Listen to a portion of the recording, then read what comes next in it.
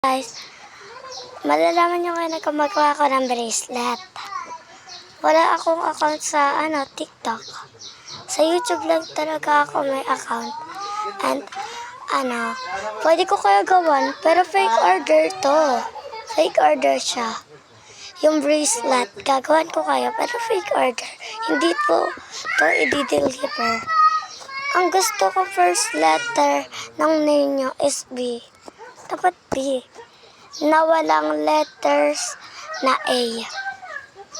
Yun muna yung First time ko lang magkanta guys, na magpapa-fake order tayo. Siguro pagtapos ng May na lang kayo mag-comment. Kahit sino guys, basta nyo guys, comment. Comment kayo guys. Tsaka mag-follow na rin kayo para updated kayo sa lahat ng video. Bye!